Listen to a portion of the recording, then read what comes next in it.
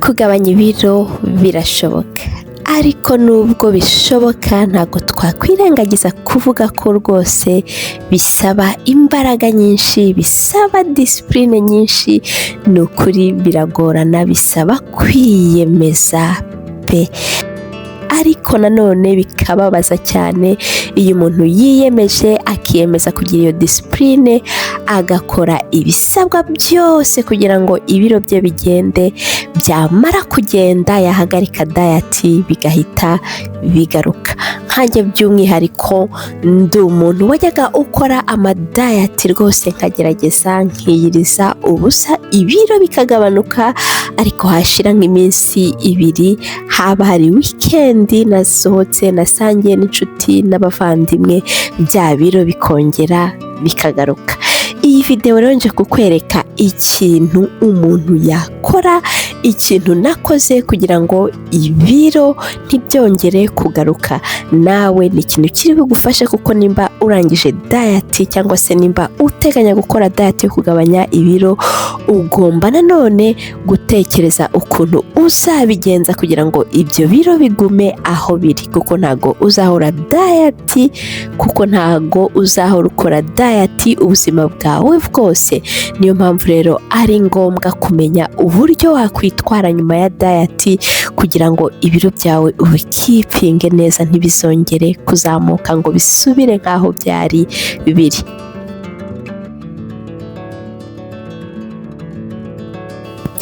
Intambwe ya mbere rero yo gukora mu gihe rwose umaze gukora dayati, ni ugutangira gutegura rutine uzajya ukoresha ubuzima bwawe bwose.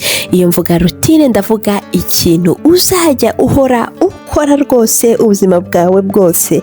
Ni urugero nkanjye, rutine yanjye ni uko mfata ibiryo bya mu gitondo ntinzeho cyane, iyo mbyutse nta kintu mpita ndya ako kanya. Nawe yenda ushaka kuvuga ngo ubuzima bwanjye bwose ntabwo nzajya mfata ibiryo bya mu gitondo, nzajya mbifata ntinze cyangwa se nanabyihorere. Ushobora gushyira muri rutine zawe kuvuga ngo uzajya urya kabiri cyangwa se urye gatatu, ariko ibyo bintu uhore ubikurikiza ubuzima bwawe bwose, uretse nyine kwa kundi haba hari ikintu cyihariye, ikintu gitunguranye cyangwa se umunsi mukuru runaka. Rutine nuyishyiraho ugomba kujya uyubahiriza nshuti yanjye, bityo umubiri wawe ukamenyera. Nimba ari ukurya ibiryo bya mbere saa sita ni saa sita, nimba ari saa kumi ni saa kumi, umubiri wawe ukamenyera isaha imwe. Ikindi rero cya kabiri ni uko ugomba kujya ufata igihe mu kwezi ukoza umubiri wawe. Ibyo nanone ni ibintu wakwiyemeza ukavuga ko uzajya ubikora ubuzima bwawe bwose, ukavuga ngo ni urugero nka kabiri mu kwezi niyiriza ubusa, nkora ya masaha 36 cyangwa 28, bitewe n'ayo ushoboye, kugira ngo usohore imyanda mu mubiri wawe. Ushobora kumbaza ngo ese ko ntajya ndya imyanda, ndya ibintu rwose bifite isuku, ariko ntago bishoboka ko tutarya imyanda, kuko rwose turi expose ku myanda. Ni urugero, hari pesticide bakoresha mu bihingwa, imiti bakoresha mu bihingwa kugira ngo byere vuba cyangwa se bice udusimba. Iyo miti rwose harimo iyo turya, kuko ntago byashoboka rwose ko ibyo bintu bitatugeraho. Oya, ntago bishoboka mu gihe turi ku isi. Hari n'urugero, nimba atari izo pesticide, hari plastique twaba tunywa tutabizi, nk'ari amacupa y'amazi abamo amazi, nimba dukoresha amacupa ya plastique tunywa amazi, tukaba tunywa izo plastique mu mazi.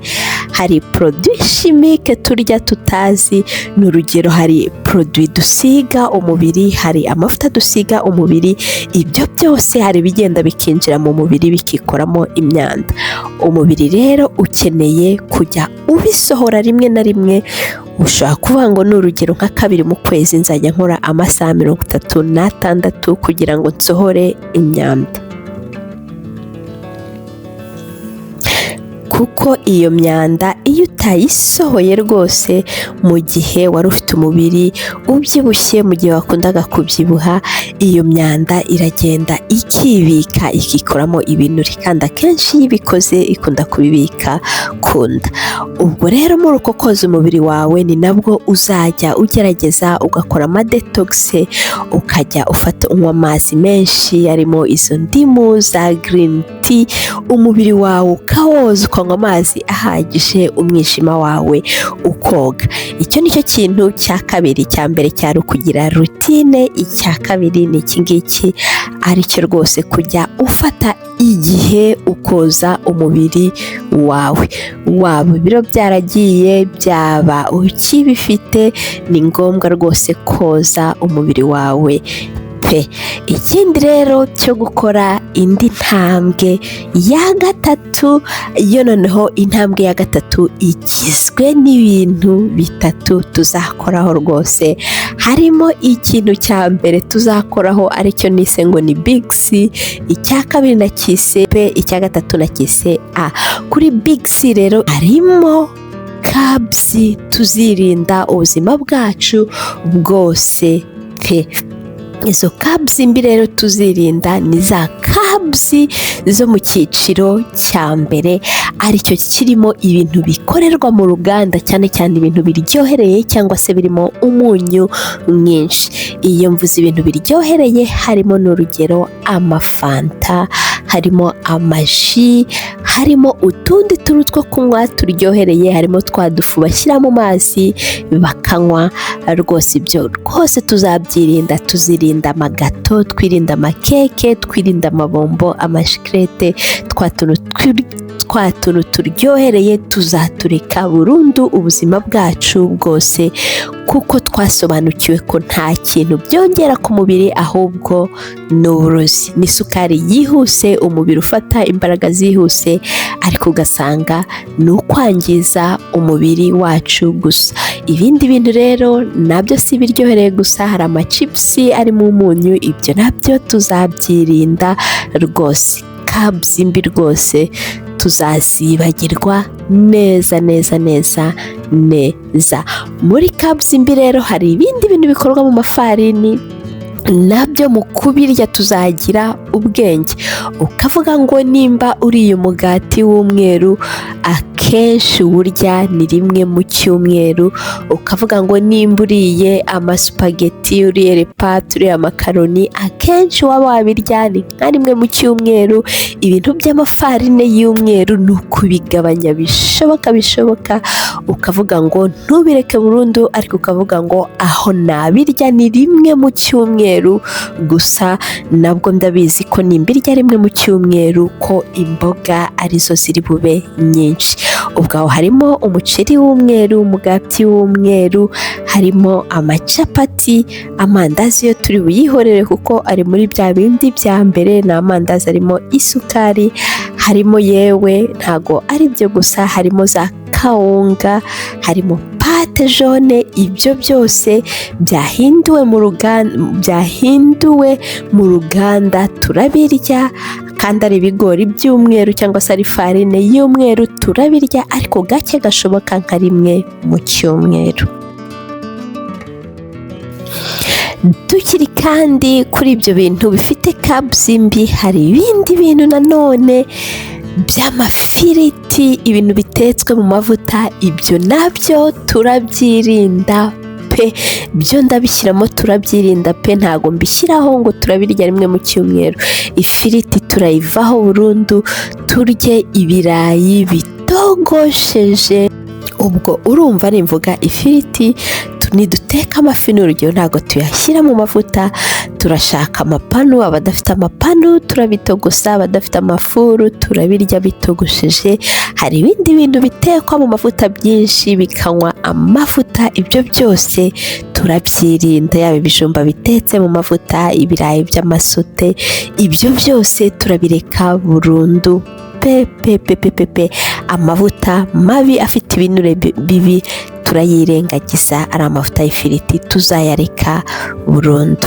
Hari ikindi kintu nanone turi bureke rwose tukakireka, hari ikintu gifite nanone kiba kirimo amaproduwi atera kanseri, ari cyo kintu ibintu biriho ngo ni zero shuga, ya masukari aryohereye ariko atarimo isukari. Ibyo ngibyo turabyirinda.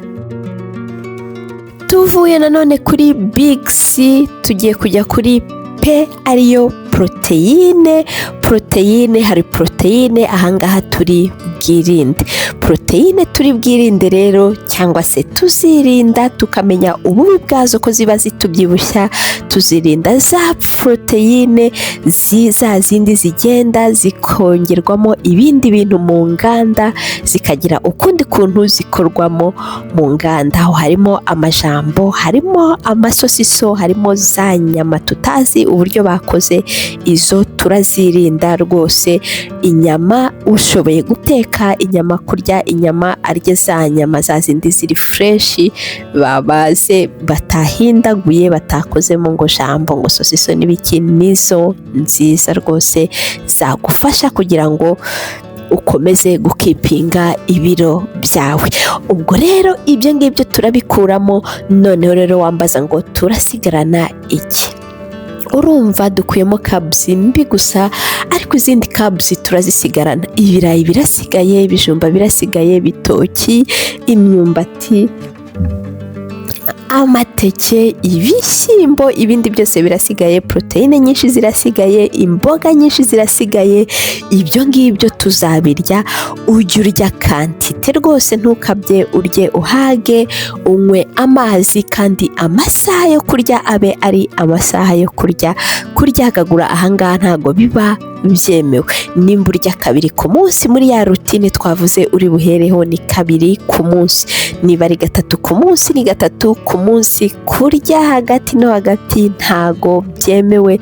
Uzajya urya inshuro wiyemeje gusa.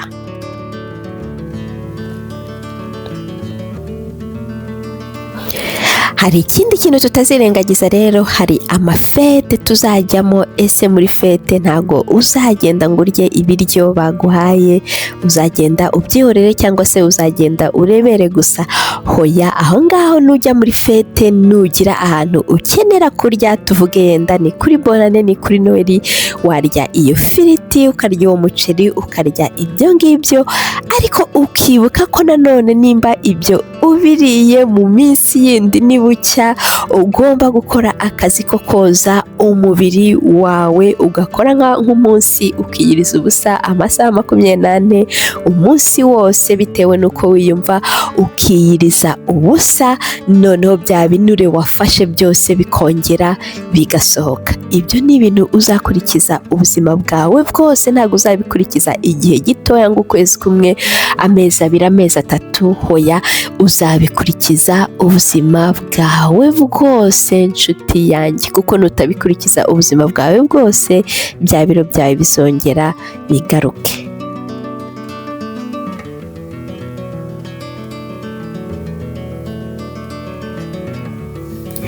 Nizere rero ko wasobanukiwe n'ikintu uzakora kugira ngo ibiro byawe bigumeho rwose, ibiro byawe wagabanyije bigumeho, ntibyiyongere, bigume nk'uko byari biri. Utabyumvise neza nakongera nkagusubiriramo. Icyambere ni uko uzagira rutine ukurikiza igihe cyawe cyose, ubuzima bwawe bwose, kandi iyo rutine ugahora uyikurikiza. Icya kabiri ni uko uzajya ufata igihe ukoza umubiri wawe kugira ngo imyanda isohoke. Ababishoboye 2 mu cyumweru, 2 mu kwezi, ntabwo ari mu cyumweru, kazaba gahagije kugira ngo ufate umwanya wiyirize ubusa, ukore nk'amasaha 28-36 imyanda isohoke. Icya gatatu ni uko kabzi mbi rwose uzazisohora rwose, uzazibagirwa burundu. Isukari ukayibagirwa, ji ukayibagirwa, ikindi uzibagirwa ibintu by'amafiriti rwose burundu. Ikindi uzibagirwa ikintu bita poroteyine, za zindi zitunganyirizwa mu ruganda, zimwe bahindura, harimo jambo, sosiso n'ibindi. Ariko rero hari ikindi kintu nibagiwe kubabwira cy'ingenzi, ni uko inzoga rwose nazo ni ukuzageraho mukazibagirwa cyangwa se mukazigabanya, kuko nazo zatuma umuntu abasha kubyibuha kandi zikaba zinananiza umwijima, kuko umwijima uzifata nk'uburozi. Abazishoboye bazazireke, ariko badashoboye kuzireka bazazigabanye gahoro gahoro. Nizere rero ko unyuzwe, usobanukiwe, udasobanukiwe wabaza muri comment, ubundi naho ubutaha. Bye bye, bizu bizu. Nshuti zanjye tumaranye iminsi muri diet y'icyumweru, uyu munsi tugeze kuri wa munsi rwose twari dutegereje, umunsi wo kuwa gatanu, aho